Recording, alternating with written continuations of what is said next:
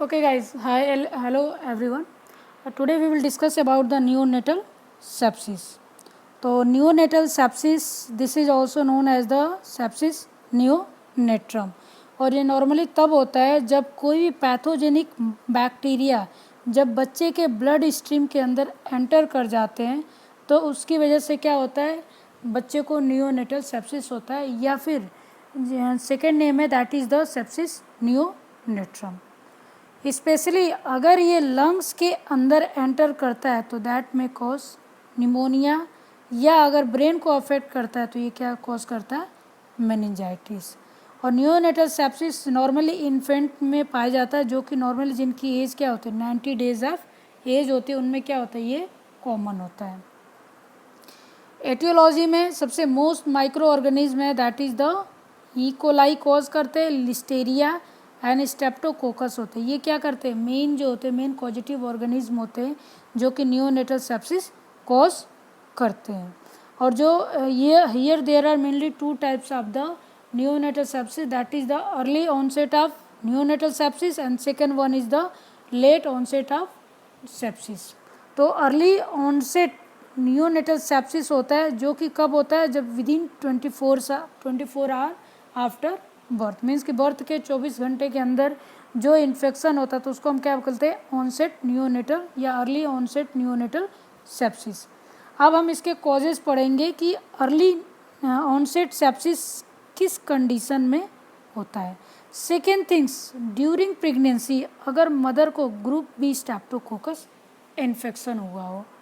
Second things, अगर baby pre term delivery है या फिर low birth weight baby.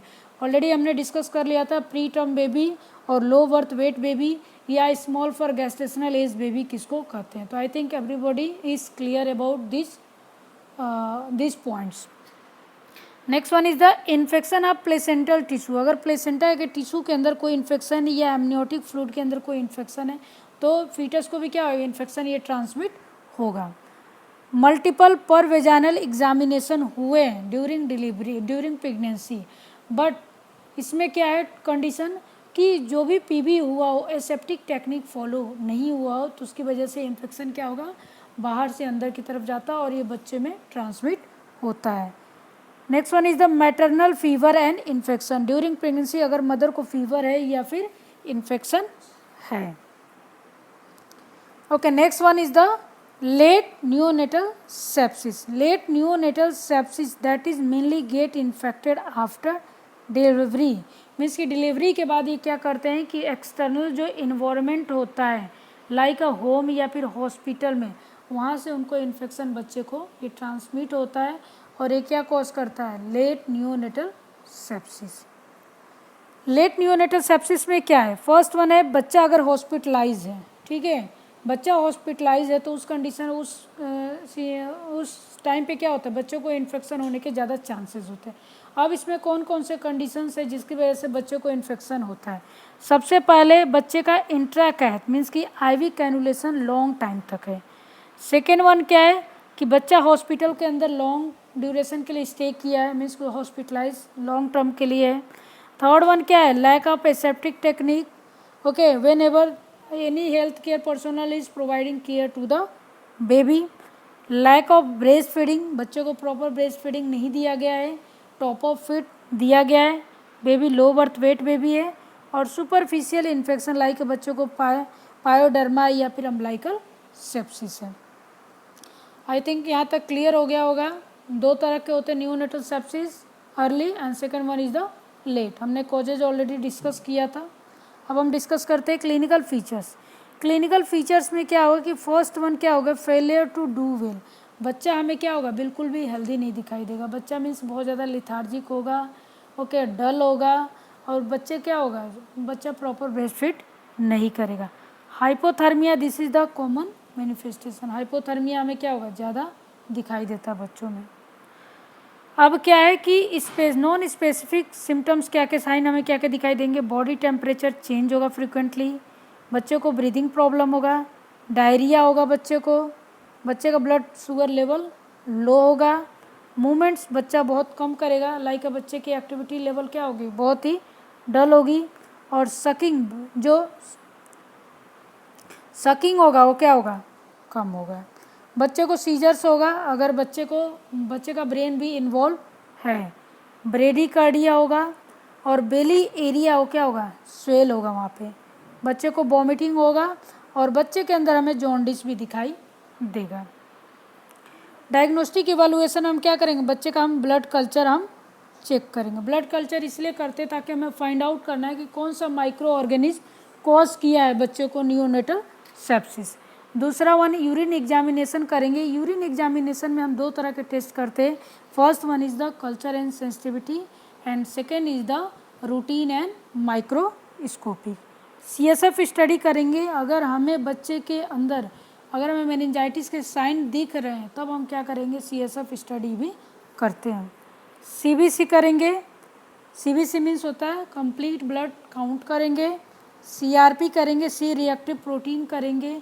CRP का लेवल क्या होगा, यहाँ पे इंक्रीज होगा। ESR लेवल भी करेंगे, ESR लेवल भी क्या होगा, एलिवेटेड होगा। मैनेजमेंट हम यहाँ पे 2 तरह से करेंगे, supportive care and second one is the antibiotic therapy. Supportive care में क्या होता है, अकॉर्डिंग टू सिम्टोमेटिक करेंगे और दूसरा है एंटीबायोटिक थेरेपी हम स्टार्ट करेंगे। बट एंटीबायोटिक थेरेपी जैसे रिपोर्ट आ जाता है, रिपोर्ट आने के बाद हम क्या करते हैं, इमिडिएटली उसके अकॉर्डिंग हम एंटीबायोटिक थेरेपी स्टार्ट करते हैं। सपोर्टिव केयर में हमें सबसे पहले क्या है कि बच्चों को हमें हाइपोथर्मिया से प्रिवेंट करना है, तो उसके लिए हमें बच्चों को प्रॉपर वार्म प्रोवाइड करना है। सेकेंड वन, बच्चा क्या कर रहा है, फीड नहीं ले पा रहा, तो उसके लिए हमें क्या करना है, IV लाइन स्टार्ट करना है। IV लाइन में हमें क्या करना है कि बच्चों को 10 ml पर kg हम क्या करेंगे, नॉर्मल सलाइन देंगे और इसको 5 to 10 मिनट्स के अंदर हम इन्फ्यूज़ कर देते हैं। सेकेंड वन, अगर हाइपोग्लाइसीमिया है तब हम क्या करेंगे, 10% ग्लूकोज देंगे और रेट क्या होगा 2 ml पर kg, ताकि हम बच्चे का ब्लड शुगर नॉर्मल लेवल तक लेके आ सके। बच्चे को विटामिन K देंगे, 1 mg IM देंगे so that we can prevent the baby from the bleeding. अगर बेबी साइनोज्ड है या ग्रंटिंग हमें दिखाई दे रहा तब हम क्या करेंगे, ऑक्सीजन प्रोवाइड करेंगे बाय ऑक्सीजन हुड।